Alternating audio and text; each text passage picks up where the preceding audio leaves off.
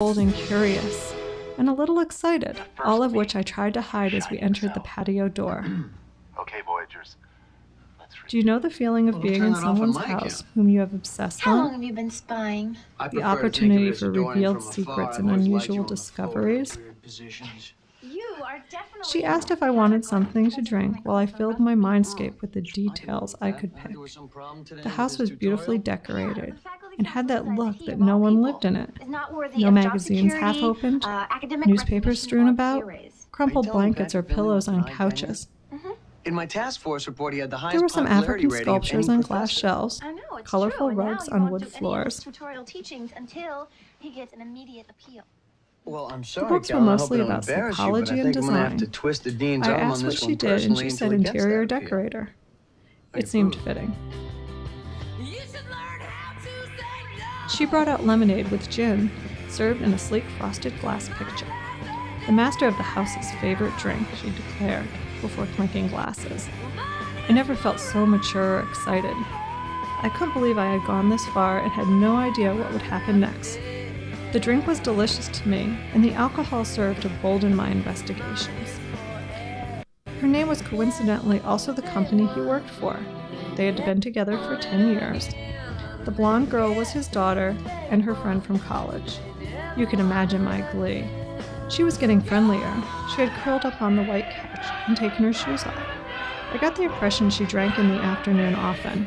While I contemplated our next steps, the doorbell rang. She looked surprised and got up to answer it. It was my father.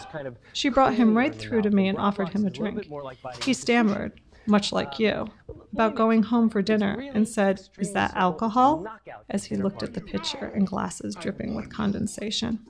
She joked, I laughed, and he did too as we left. His demeanor changed while walking towards our house, turning into something sinister. "No idea where you were," serving alcohol to a high schooler, and several other sentences were flung around. I found it all amusing, as if that one mild cocktail had been my first. He talked about calling the police and the PTA, and my mother tried to calm him down.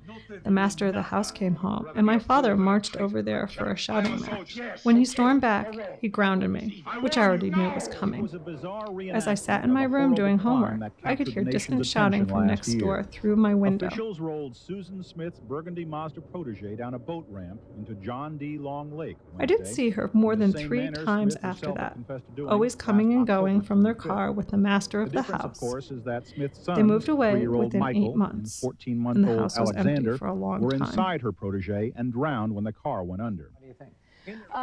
Well, I think because the first one I was very young and my first relationship I with a don't guy think was she had any intentions worse than I had, not very fulfilling. Bank. Honey, your horny husband lost all and I that still do money not this understand the afternoon. subtlety of anonymity that our endless suburbs require. Good.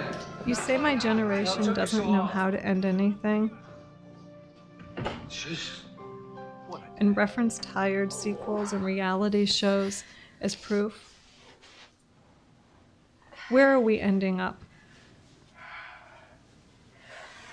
What is happily ever after, and what does it require?